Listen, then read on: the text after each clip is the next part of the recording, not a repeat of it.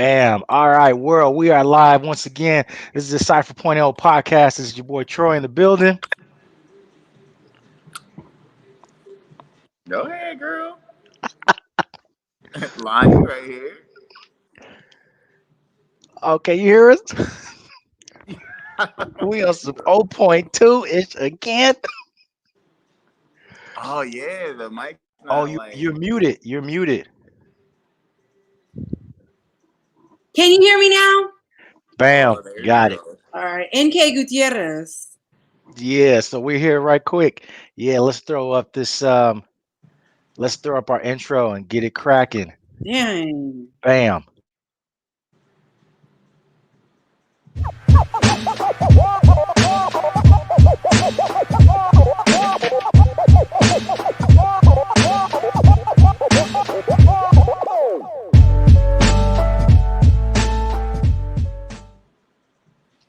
Cool. So we're still working on some things. I got a new intro version. We're gonna work with doing some stuff with some cartoon type imagery, playing with it, man. But what's going on in y'all world? What's up? What's up? Okay. What's up, NK? What is going on in my world? What is it? I'm, per usual, working on my lighting. That's going on in my world. Looking good. Well, thank you. Thank you very much. I'm still waiting for my McDonald's headset, but it's cool, Yeah, I had to. You gotta go to the one on King Drive. Got these in the back. I got them in Seabury. And Got these in the back, man. you couldn't just grab three, sure? What's up? I could only get that one at that one time. But I'm telling you the trick, you just go in the back, you ask for 12 nuggets, because ain't no 12 nuggets on the menu. But if you ask for 12 nuggets, they gonna know. Get headsets. Mm, That's what it is. Notes are I taken. see. Notes are taken. So yeah, I'm just glad that I guess everybody who's out in the world working still kind of like starting the holiday break this evening, and I'm just glad that everybody else is gonna slow down a little bit so I can join the crowd. That's where I am tonight. All right, what's Nice. up, man? Yeah, I'm in the I'm in the studio, man. Me and my guy Mino, like we're working on an art show for February because that's when my book is supposed to drop and my shoes. So we're working on having something really dope in Flex. store for everybody. You know what I'm saying? Exactly, Yeah, bro. the flex, the It's gonna be double fresh. flex It's gonna be on real dope. with the Saint eyes. With the St. Eyes. As a matter of fact, it's gonna be St. Eyes for everybody. Like we just gonna have Ooh-wee. a whole tub of it. There's a tub Well, of not a Saint tub because eyes of walking COVID, around. but you're gonna be Yeah, able to have yeah. some stuff that is gonna be some good. Man, that's crazy though. Like just stuff that we wouldn't have even thought about. Like you got to rethink, and you're like, oh wait a minute, we're not gonna be doing that. It's like, yo, you can't even say shit like that. It's like, whoa, hold up. People look at you like, what? Where you been, Exactly. dude? I was thinking about that today, man. I was talking to one of my um, college college friends, and we used to stay in a place where you had to put your hand on like a scanner to open the door. Mhm. And I'm Oh, like, man, like all of the stuff like that. Like you got to recreate, not recreate, but all of that stuff gets affected. Like the slightest thing, like that was just we just got in the door that way. And but you think yeah. about it, and you're like, man, how many? Who knows? And that was college, so there's no telling what was on that thing, You know what people and what people were touching before they did that, namely themselves. man. And yeah, because the door locked at night, so it wouldn't just the automatic thing was off. So that means it was at nighttime. People had to touch it, so the odds of their hands being in some unsavory places was, yeah. This is just what happens when Yo, you're chilling in the that's crib. actually so. I was this was maybe last year.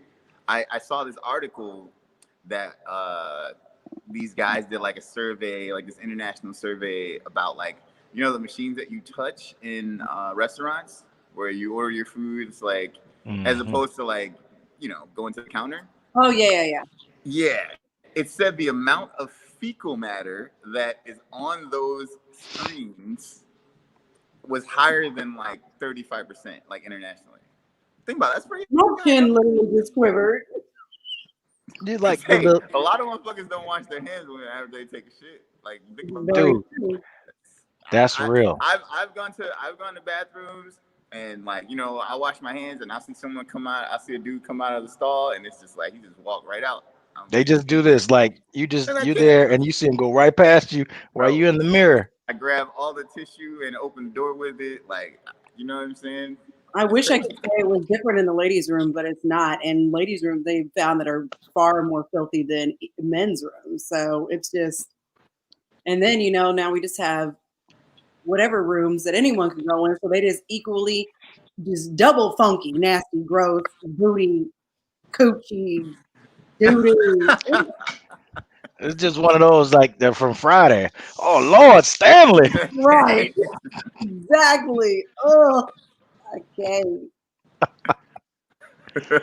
Man, You know so they talk about movie chair like the in theater. Well, not that we can even go to the theater right now, but they talk about how much. I was like a Dr. Oz show, and they talked about how much vaginal fluid they found in the fibers of the theater seats. Yeah, for maybe some playing around reasons, but also just like if you're wearing a short skirt or a short dress, maybe no chonies, or maybe you have some funky chonies on. That's panties. man, this is just tearing up my whole mental right now. I'm like, I can't wait till I go back and watch some Marvel films. Now I walk in the theater. Oh man, I gotta. You're Classic gonna have racket. to you're gonna have to Brought to bring you by a Lysol. booster seat, bro. Just bring a booster seat and a A booster seat. yeah, just sit in that Yeah, shit. yeah, little cushions or something. You know what I'm saying? Then you good. Yeah, No, man. no, no, no, no. But that's what we got to deal with, man. But speaking of that, speaking of cleanliness and fixing things, they approved both vaccines, the Moderna and the Pfizer vaccine, Mhm, currently mhm. right now. So they started administering those right now. So 4 months, 5 months, maybe we'll start to see some things open back up. Yeah, what do y'all feel about that? About the opening or about the vaccine? Yeah, that's where I'm going. Are you gonna give me that? You gonna give me that? You know, give me that. Don't give me that. Like I don't trust them. I I mean, don't. I here's knew my that was thing, bro. coming. I'm gonna be completely honest with you. I've probably gotten one flu shot my entire life, Same. and the one time I got the flu shot, bro, I got sick as fuck. Like, I mean, like sick as hell. And so I'm just like, yo, you know what? I'm gonna just take my chances, bro. The same with this, you know what I'm saying? Like, hopefully I'm good, like either way. But how pissed off would you be if you got through fucking COVID, took this vaccine, caught COVID, and died the fuck dead? Like, you'd be like, what the fuck, bro? On your I way guess to you're a the ghost. I mad guess little you're a motherfucker. ghost. Like, I don't know. So I mean, I'm not one to, I'm not a fucking scientist or anything. So I'm not gonna sit here and try to like throw out some kind of theories or anything in regards to the vaccinations. I will say this though, I find it very interesting that the government is pushing so hard for the black and brown people to get the vaccine first, right? There's even like ads, bro. I've seen ads that were like, make sure that our black and brown people get to the front of the line. And I'm thinking to myself, like, yo, they don't want us to get to the front of the line for shit else besides Nothing this. else.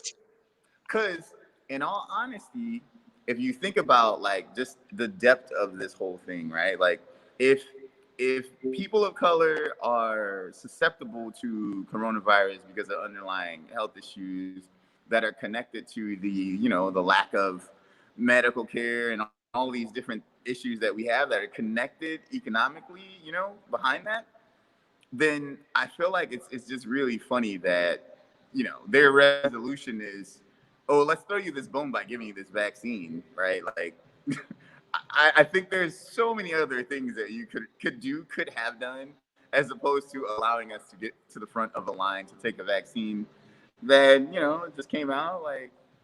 They dropped that shit fast.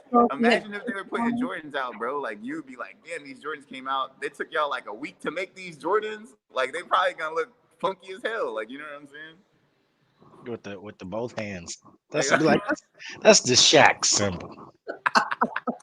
he gonna be laying the ball up, bro. He's gonna be doing a jelly roll on The it. layup.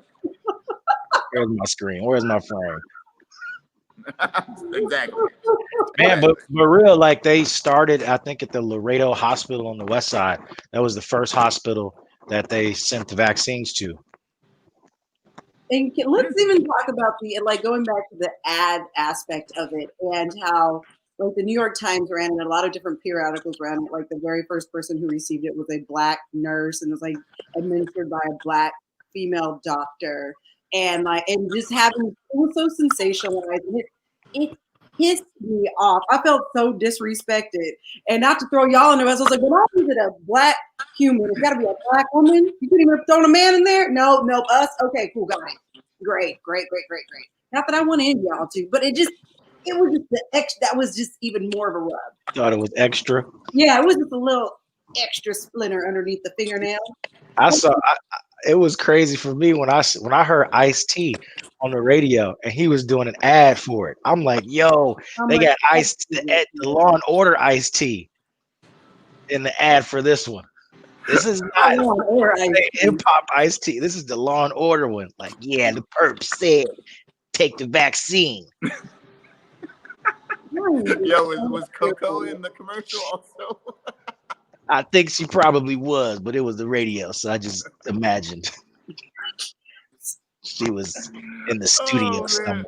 Yo, so Troy, you gonna hop the line? You know what I'm saying? Like, man, you know, I think you're gonna get that flash pass like Great America, get to the front line. See, this is my thoughts on it. I'm not opposed to it. I'm gonna take it. However, by the time it's available, there would have been so many people to have already taken it. You know, because they're gonna do healthcare workers and the nursing care facilities. So, you know, I got a newborn. You know, it's like I got all of these things going on in my head right now. So, you know, by the time they're talking about it being available March, maybe for those that are not in those critical demographics. And that's earlier than I've heard. I've heard summer was the earliest. Well, I heard that by summer, that was when they anticipated it would be widely available for everybody. Like that was when they could confirm everybody has either had the opportunity or they've been able to vaccinate the states. But supposedly by springtime is when it will at least be available for people that are not in those other critical demographics. Got it. Yeah. Yeah. Hey, you know what? The more people get the shot, then you know that's better for me. Like y'all can.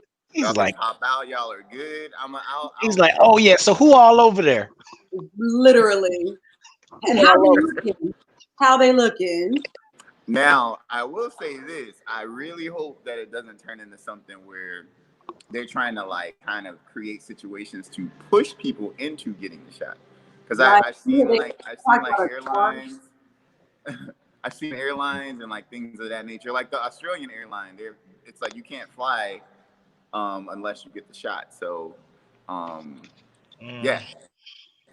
That's tough to, I don't know, because I know just with certain vaccines now, like if you want to go travel certain places around the world, you got to get certain shots anyway. So, right, exactly. I can't see that not happening, man. At some point, it's gonna there's gonna be some type of mandate. Like I know that all vaccines are not mandated right now. I don't think that you have to take the COVID-19 vaccine, and I know even some healthcare workers, depending on what capacity they work, it's even optional for them. But we'll see what happens, man. I think the numbers are like 70%. You got to at least have 70% of the population with it for it to be considered like there's some level of immunity built up. Oh, okay, I got you. I mean, I don't know. I see 70% of people taking the COVID shot internationally. I can see that. And I appreciate y'all. Right. I'm with you, NK. That's the who made the potato salad? Yo, Before I taste this, Yes, who made the potato salad? That's all I want to know. hey, me and NK are part of that 10%. we really are. And I Kill look, it. I'm happy to get in the front of the line and do a lot of fighting in a lot of areas and like really be the one to do the things. This is the one thing I'm like, y'all got me. I'll be back here. Y'all go ahead. Cool. But if I gotta take the shot to get into Paris, then I'm gonna have to do that shit. Yeah, it's true. It's true. If that's what I got to do to travel, then that's a little different. Man, so it's two shot. I mean, it's the Moderna and Pfizer, but it's over 100 plus vaccines that are in trials right now. So within the next, I don't know, 2-3 years, top five, especially five, it's gonna be over 100. Because when we talk about vaccination, flu shot, we talk about it like it's a monolith, like it's just one shot. There's so many different versions of those vaccines that are available. So that within 5 years, the COVID-19 vaccine is probably going to be one of several. So Yo, but see, back to my Jordan analogy, then would the Pfizer one be the Jordan and then the Moderna one be the Adidas? I don't know if I want to get the New Balance or the Pro Wing shot because then Not rolling. Pro Wing. Hey, left. And they out of business. I don't know if I So, want to you do know that. what? I don't want that. I want to go, you know. You don't want the Yeezy? Yo, I need that Yeezy? Boost. I need that Yeezy That boost. boost. All right, yo. So check it out. We got a dope guest today. Thank y'all for tuning in to the Cypher.0 podcast. We're bringing up this brother here. We go way back, strong brother in the acting community. We're gonna let him talk a little bit about what he got going on, and I think he's got something. He looked like he was showing us something in the studio. We're gonna pull him up in a second. But ladies and gentlemen, give it up for the man, the myth, the legend, the one and only Simbo Henderson. What's up, man? Oh, which one? Hey, look at that. You want the Yeezys or you want the off-white Jordan? Which one? Which one? Give me the off-white, bro. I knew you was gonna get the off-white. I need the And I off-white. prefer to be barefoot on the beach, so I'm good on either thing. Don't make me go grab those Jubilees that just came. Hey. Oh, he's sipping wine. What size shoe you wear, brother? Oh, I'm a 13, bro. Oh, if you were a 12, I would hook you up with a pair of shoes. I wear. Look, it's funny. I wear from 11 to a 12, pretty much 11 and a half or 12, pretty much. Damn, yo, that's a nice size too, bro. For me, like with the 13s, when I'm like trying to cop shoes, they don't make that many. You know what I'm saying? So like, them shits be going so fast. I was able to get my brother, my stepbrother. He wears a 13, and I was able to grab him a pair of size 13 Jubilees, but it was hard. It's hard to get that size. Once you get past 12, that's you talking about Andre the Giant, Shaquille O'Neal, Bigfoot. He just went to the extreme. Andre the Giant. Hey man, so check this out, guys. What's up, MK? What up? How are you? Man, look, I'm super. This week has been like, it's been a roller coaster. I've been out. I'm doing a lot of work in the community, and I've been writing as well. And I finished the piece. Oh shit. Okay. Quest. Nice. Passion. About 20 pages, but He's in the ocean right now. He's in the ocean. That was me. I'm pointing at Symbol like, man, what's wrong with your mic? This is my mic. This is I'm like, so I got this from the McDonald's on King Drive. So, it gets a little fuzzy sometimes, Troy sound like he walking down the lakefront and the wind blowing. It's like I think it may be my beard. You know what? It may be my beard. Come on. We got a real beard. That's fact. I'm gonna cheers to that. Yeah, see, if I let this thing go out, it's Wolverine mode. So what's going on, guys? Man, we just happy to have you, brother. We out here, we working on this podcast in this what we consider our pre-pro phase. We've had some pretty good experiences, so we want to bring us some dope folks and work some things out. That try to get to that Simbo level, get on iHeart at some point. But we got some cool things planned. We got a little journey to next summer, but we're working it out. Well, you know me, brother. You've been knowing me for about 15 years now, and I'm on your side. I got whatever I can do to help. I'm there, and I just believe in one of the things that people have to learn about, and I think it's so very important if we're missing, is the power of partnership. And you know about that, the power of partnership. When you can learn how powerful partnership is, that's when you can start to grow. Because the areas I lack in, you're strong in, or you're strong in, or you're strong in. And what happens is when you can come together and you can build off of that, you can be really successful. And I think people really have to understand and know that there's power in partnership, and we can grow with that. Uh-huh. No, absolutely, man. And one of the things that for those out there listening, man, Simbo and I go way back. When I first started in the industry here in Chicago, I had just come from a messed up knee injury. My first audition was at PR casting for a Zaxby's chicken commercial. Of course, the brothers, we waiting for a chance to get in that fried chicken commercial. That was my first commercial. Okay, so anyway, we're waiting to do our audition. His brother comes up to me, and he probably could tell that I was green, and just started giving me advice. And so I'm coming from a very competitive background, so I'm like, I don't get, what is all this? I don't know. You trying to set me up, man. So anyway, he says, "Man, what's for me is for me. What's for you is for you." And I've always respected and appreciated that, and because there is an abundance for us all. There's more than enough for us all to win. And I've Yeah. always respected that and appreciated that about you, Simbo. So I'm always looking forward to collab and build. But you got something on your shirt right there, man. Tell us about that. What does be symbolic mean? Simply your best. Be symbolic means simply your best. And you might not be able to see it, but it means being deeply rooted stimulates growth. And a lot of people don't know my story. So if you can see, I spell symbolic with an I instead of a Y because my name is Simeon, and they call me Simbo when I play football and things like that. But I couldn't read until I was in sixth grade. And people always told me what I couldn't do or where I couldn't go or what I couldn't be. And I was determined not to let someone's opinion become my reality. And my mother always told me, you are the author and finisher of your fate. You have the final say. And so what I did was, as time went, and it was so funny story. There was this guy. I grew up on the west side of Chicago in what we call the Village, right down kind of by UIC. And there was this one guy, and he was a guy that drank a lot, and but he would always see me, and he would say symbolic, and I'm like, and I asked him one day, I said, man, why do you always say that to me?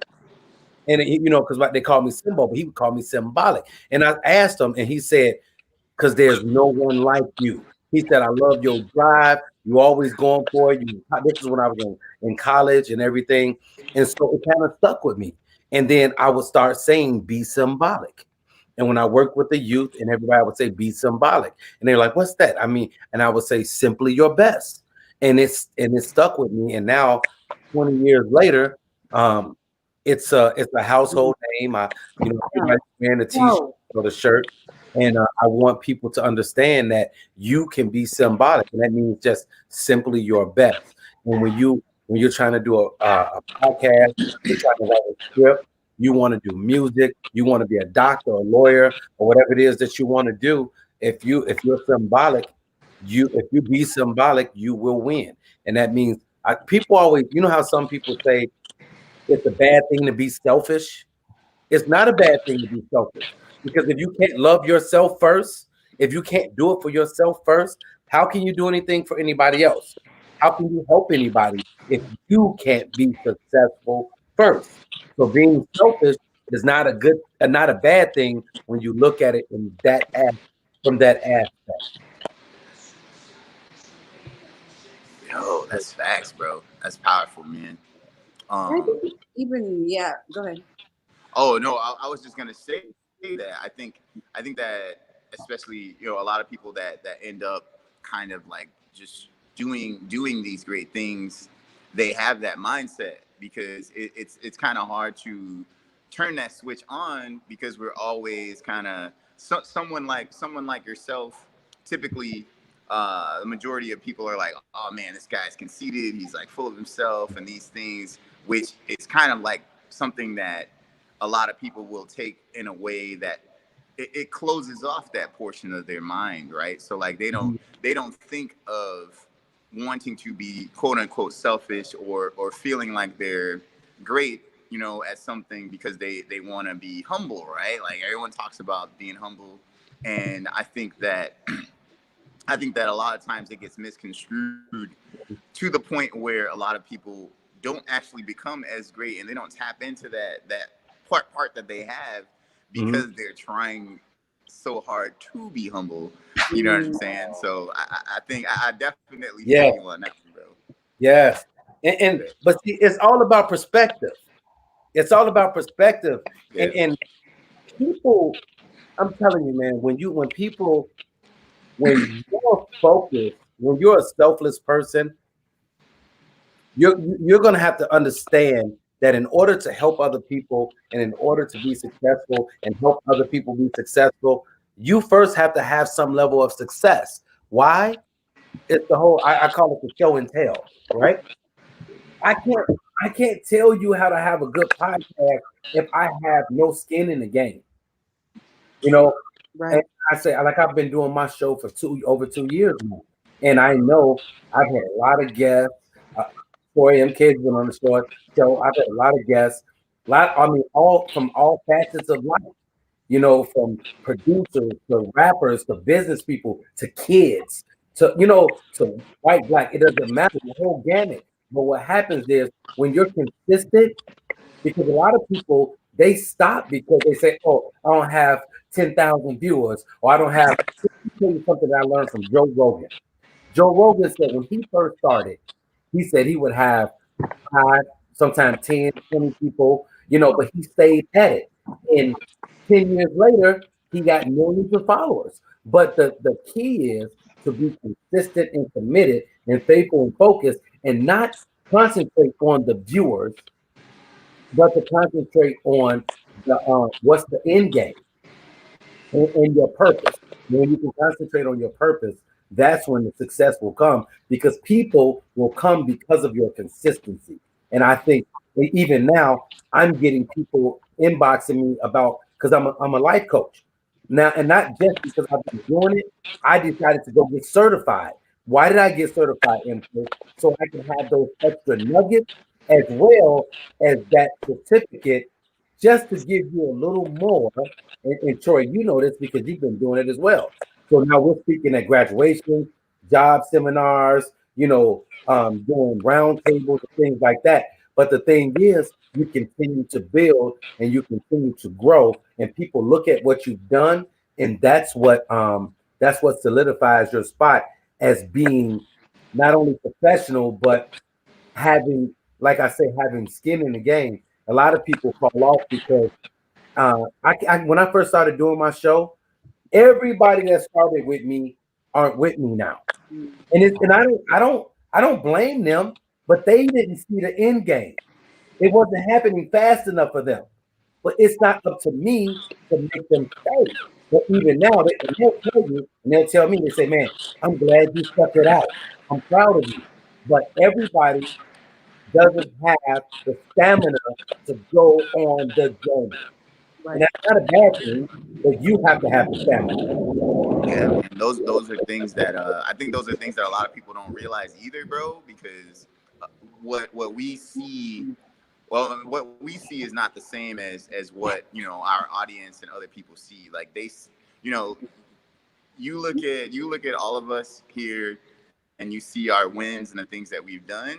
And a lot of people don't see that we've been doing this for years and take a lot of L's and continue to do it. You know what I'm saying? Like Man, it's true, man. We kind of live in this we kind of live in this Instagram world, this Instagram world where you kind of everything is perfectly made, and we see this great thing, but even the work that you put into a post, bro. Like if I'm gonna get myself made up and dolled up and set up a whole scene for an Instagram shot, it actually took work to do that. I didn't just, you know what I'm saying? Right. So I think that people are so disconnected from the actual thing. And Yeah. the media, and a lot of people have this whole phrase that I always thought was funny, was like an overnight success. And it's Yeah. like, yo, overnight? What's like? You know what I'm saying? That's not how it works. Man, let me, if people don't get that, I'll give you a prime example.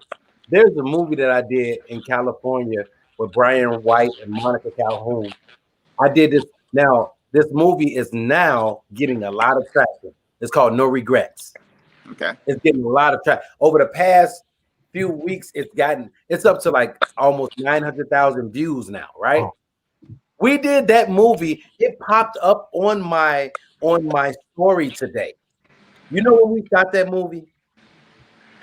We shot that movie December 18th, 2015. Yeah. 2015, brother. Sounds about right to us. Yeah, exactly. Right. No, but I'm just saying. But now, But for you, audience, so you know, this is how long it takes. This is normal. I'm telling you, the project I'm working on now, we started that project almost 6 years ago. And then now I can go to the mall, and I'm talking about with my mask on. I'm in the mall every day, or I'm out of town now, and people recognize my face. And I'm just saying, because I don't even realize, Troy, MK guys, I don't even realize that I'm literally in about 10 movies that's on Amazon Prime. I've had about 5 movies on Netflix, and then I got movies running on BET and things like that. And in my mind, I'm just working. I'm working. You know what I'm saying? I'm working. And because I know that I know where I'm trying to get to. But the people, they don't know how long I've been working at this. Yeah. But people like you guys know. Yeah. One thing I was going to say, hey, guys, I know he remembers this, but I took some of Troy's first headshots. Yeah. I Wow. was a photographer. Wow. And what am I saying? I bought that Canon Rebel T2i because in my quest for doing what I'm doing, I had to find a hustle to make money. So I started taking headshots. I did headshots of Troy. I still got those shots. Took pictures with him and my son. My son looked more like his son than me because he light skinned. Do we need to call Maury? Hey, instead of saying none of that. hey, I said they were brothers. but what am I saying? What I'm saying to you is, people, man, these 4 people on here, and I'm including myself in us 4. Man, we've been working. We've been laying the foundation. The whole thing, being deeply rooted, stimulates growth. Yeah. We've been rooted, and the growth is coming, and people are going to take notice because of the consistency, because of the passion, because you're walking in your purpose, because you're moving through all the obstacles. And that's the whole thing. Like I said, when I said the quest for your passion, how to recognize and nurture that thing that you feel most connected to. So I want to take it back a step, because so we can talk about all the things that we do and how we're creative and the things that we're doing right now, and even the things we've done. Maybe we've known each other in the past 10, 15 years, however long it's been, various relationships. I think it's so important for people to understand, when you go back and you think about roots. Roots come from seed. In order to plant a seed, you have to till the land. You got to pull it up. You got to plant the seed. You have to nurture the seed. And I would venture to say that far before I ever knew any of you, or we knew one another, a lot of the habits that we had, the stick-withedness, happened, and these were things that we cultivated throughout our lives. So I want to talk about that a little bit, because you mentioned at the top, and I was in reading your bio, I saw, you talked about not being able to read until you were in 6th grade. It's cool. Hey, bye. Yeah, it was fine. I don't know where to go. I'm right here. I can hear you.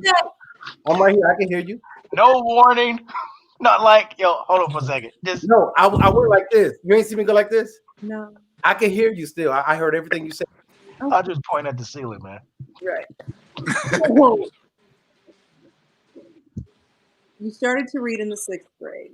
But what did that look like? Like, what did it look like to get to that place where you were able to read? If you would share a little bit about that and what that process was to have the breakthrough of fulfilling on the commitment that you had to yourself and that your mother spoke life into, and that you would be able to be an author of what happened to you. What did that journey look like? So if you look behind me, you see these trophies up here? So I got my first trophy. My first trophy when I was 8 years old. So I've been playing sports since a young kid, and I was always determined to win. So I would always say, if I wasn't good at something, I was going to be great at something else. And what happened, my drive as an athlete at playing basketball, because I didn't play football until high school, but my drive as a young guy is what pushed me to want to be successful. I knew that I would sit in class and kids were reading and I couldn't read. I knew, and then I had and my mom would work with me, and I had my uncle Alonzo, Uncle Baby, who would work with me. But then I would always look at everybody and say, man, I want to be able to do that. And I knew, just like I worked on my dribbling, just like I worked on my shooting, I had to work on learning how to read. And I had a teacher, and I talk about her in my book, Miss Farley. Miss Farley taught me how to read by memorization. She noticed that I could remember things. So she would teach me words, and then I would learn these words. And it was like an ongoing thing. She would teach me words, teaching me words, teaching me words. And then I will never forget, there was this one girl I like. Her name was Maria. And you know, you always thought that if you were smart, the girls would like you. And so one day I went ahead in the book, you know, because you had to raise your hand to read. So I went ahead in the book, and I looked, I found like 2-3 sentences that I could read. And I raised my hand, and the teacher called on me, and I read those 3 sentences. And I'm telling you, you would have thought I won $1 million. And finished with those 3 sentences, the teacher was like, great job, Simeon. Continue, keep going. I was like, I'm straight, I'm good. Super solid. That's all y'all getting. But my thing, what drove me, MK, was the fact that I knew I was good at sports. And back in the day, and even now, but really back in the day, if you were good at a sport and you couldn't play, it was because of one or 2 things. Either you were injured or you had errors. And I didn't ever want to be labeled a dumb jock. But that drive drove me. That drive drove me going from not being able to read to going to college and being a senior of the year finalist at Elmhurst College, where I got my undergrad. And then if you would have told me I was going to go get a master's degree, I would have laughed at you so hard. But I went and got a master's degree and had the nerve to do an accelerated program. So while everybody at the Taste of Chicago in the summertime, I'm sitting on Michigan Avenue up in Roosevelt University in class, smelling the food, hearing the partying. But I'll tell you this, and it was hard, but the fact that I put myself in it, I was determined not to fail. So I did everything I had to do. I got extra help. I studied extra hard, and I made it happen. So my drive for success is what pushed me to learn how to read and what pushed me to be better and better and better. And now I'm teaching. Now I'm learning 100-page script. Now I'm doing a show. Now I'm interviewing with people like you guys, and I'm encouraging people to be their best. But it all started with a little kid that was determined not to be looked at as a dummy or labeled as a dumb jock, because, you know, people can be mean. Right. And I wanted more. And I have to give my mama so much credit, because she would never, no matter how bad I got down on myself, no matter what I did, Emma would not let me do it. She picked me up, she pushed me, she dusted me off, and she encouraged me. And that's why I love my mama to this day for everything that she did for me. And that's such a good point. Just A, thank you for sharing that. B, just that last nugget of like, no matter how down I got on myself, because that is part of the process, right? Like, you know, and those are the things when we talk like what people don't see. And no matter how motivational you are, no matter how talented you are, no matter how many successes you've had, there's always going to be moments where it's really hard, where it can get dark. And it's that quick-wittedness that I hear you talking about in every facet of your life that has led you to where you are now and has given you the stamina to be in the entertainment business, because it requires stamina to be in business. And I hear everyone's like, Corey, you're an athlete. Ronnie, were you an athlete as well? Was that your thing? Yeah. I was. I was a dancer. I wasn't. I'm doing anything. Oh, that dances athletes now. Definitely. Yes. I wasn't on anybody's court unless I was dancing on it. That's Hey, that's not funny. I'll tell you this, and I have to say this because, I always tell people believe in what you believe in, but I have to say this: I come from over 100 years of ministry. From my great grandfather Hobson Jackson to my mother's dad Johnny Jackson to my father's dad Samuel Henderson, my uncle, myself. What we do, my brothers, what we do is ministry, and this is something right here that I've carried with me for 20 years. 20 years. Is it holy water? What is that? No, look, you see those little things that are rolling around? Oh yeah, now yeah. What is that? You see those? Those are mustard seeds. Oh, but faith. So these are mustards. So my mom gave me these, right? And she had put them on a little piece of tape, and they were in my Bible. And so I took them out because I never wanted to lose them, and I put them in this little thing. And I've literally had this thing for 20 years. And I tell people all the time, all you have to do is have a little bit of faith, just a little bit. But then guess what? When you got that faith, you have to put in some work. Works. Absolutely. Because faith without works is dead. People tell you all the time, I want a job, I want a job, I want a job. So God gonna bless me with a job. Somebody gonna bless me with a job. I say, so how many applications did you put in? You gotta put an application in, because ain't nobody gonna knock on a dope job. It's job. No, you gotta put applications in. So there's the works. You gotta have the faith, but now you gotta put a little bit of work behind it. And people don't understand that. And I spoke to a group of 500 people that didn't look like me. There was about 10 in there that looked like me, right? And I asked them, I said, let me ask a question. I said, by a show of hands, I said, let's be honest. How many people in this room have faith? I raised my hand because I do. But let me tell you, when I say a quarter of the room raised their hand, a quarter of the room raised their hand. And then I said, okay, I get it. I said, now let's throw religion out. Let's throw church out. And let's look at the definition of faith. Exactly. It's the things hoped for and the evidence of things not seen. And I asked a question. I said, I'm going to give you a scenario. After this scenario, I'm going to ask you the same question, and I want you to be honest with me. I said, is there anybody in here that ever asked their mother or father or grandfather, or your kids asked you for something and they said they couldn't get it right now, but they told you when they got the money, they would get it, and you believed them? And people raised their hand. I said, now you couldn't see it, you couldn't touch it, but the fact that they said yes, you held on to that, right? And they were like, yeah. And I said, now let me ask this question one more time. How many of you guys have faith? Everybody in there raised their hand. Everybody. And I told them what happens is people get so caught up in religion. People get so caught up in church, or they don't want people to look at them the wrong way, that they forget the basic meaning of words and what it means and what it stands for. The substance of things hoped for and the evidence of things not seen. Stop being scared of who you are because you don't want people to look at you sideways. Man, I feel like I need to pass around the digital collection plate right now. A word was poured into you today. So if you'd like to sew in to this. That's right. For the building fund. Come on. Come on, building fund. Hey, New doorknobs on.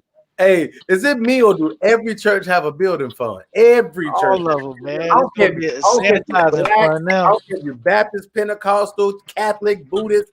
Muslim, everybody got a building fund. They all spend the same money. Mhm. That's right. Same money. Yo, so man, Simbo, we really appreciate you coming into the show. This is our third run of this right here. So we're gonna keep this going. Of course, Simbo has his own show. So tell the people where they can follow you, where they can find you, where they can see your work, and let us know what you got coming up next.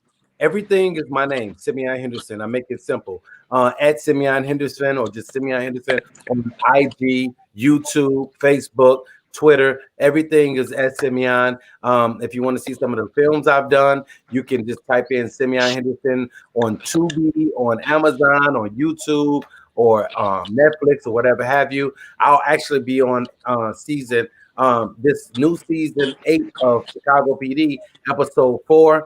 And I'm just grinding and working hard. And I appreciate you guys.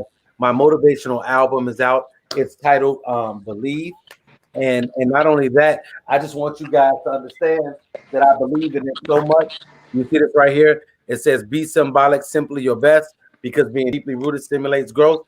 I'm always just looking out for people and trying my best to leave my mark on this world as a giver. And just someone who really loves people. Right now, we're doing free COVID tests Monday through Friday on the west of Chicago or Madison Central from 7 a.m. to 3 p.m. If you need to reach me, Simeon Henderson 9 at Gmail or the Simeon Henderson Show at gmail.com. Well, anything I can do for you guys is done. All you got to do is reach out. Thank you so much. Thank you. Thank Be on you. the lookout. I got a project coming. It's gonna be super dope. Dope, man. Yo, I saw this picture you sent over for your bio, and why didn't you why'd you roll your sleeve up on this one? It's like you something on your arm. What is? I don't know what that's all about. Oh, Just roll your sleeve what down. that is. I don't know what that is. Hey, look, you I see, don't know what that is. you see what's on my wrist, right? I'm always representing. Oh, Ah, there you go. I'm always representing. There You you know, go. blue fight. Hey, I have something for you too. I don't know. Are you guys Greek? What was that? Are you guys Greek in the divine?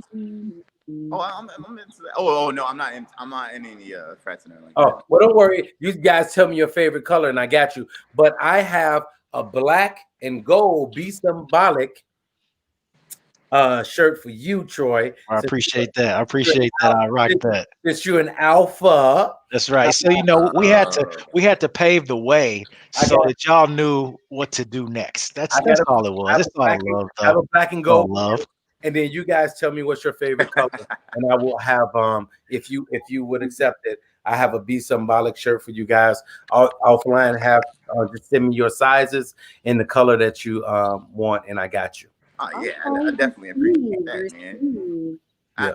I do want to say also, man, you just people like yourself are a true inspiration, man. Like I actually have the opportunity to meet a lot of people and get inspired by people as an artist, and it's just dope to see that the world has so many, just people that are just trying to be pillars, man, and it's definitely much needed, bro.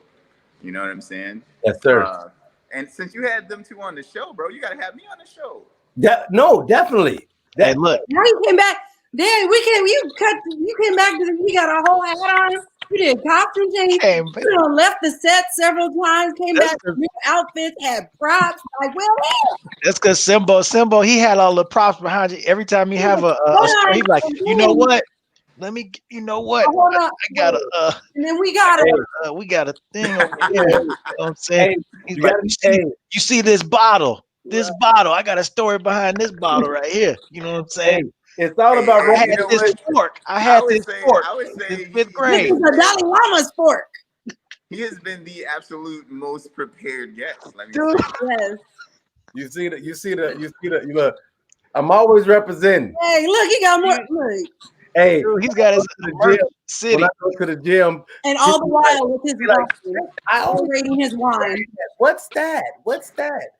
And and people get it. But it's about the meaning of things. It's about what it means to you. When people see something means a lot to you, they're more inclined to inquire.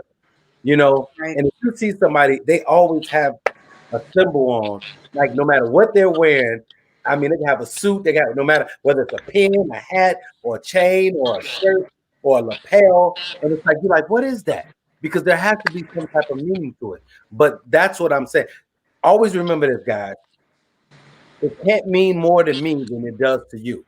And I'm talking about your purpose, your dreams, and your goals. Your goals can't mean more to me than they do to you because I care about you. I love you. I want to see you win. But guess what? If you don't want to see yourself win, if you don't have that passion, if you don't have that drive, it'll just be that me wanting to see you win, but you won't because you don't have the drive. So you have to have it within first. That's why I told you about being selfish.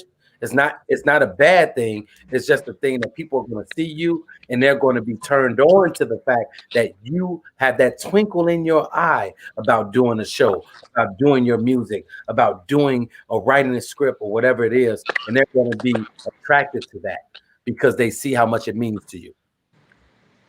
Facts, man. Yep. So cool. So yo, appreciate you coming out. NK, Lonnie, appreciate it again. We're gonna do this. We're gonna keep this rolling. Do our review and signing off. Peace.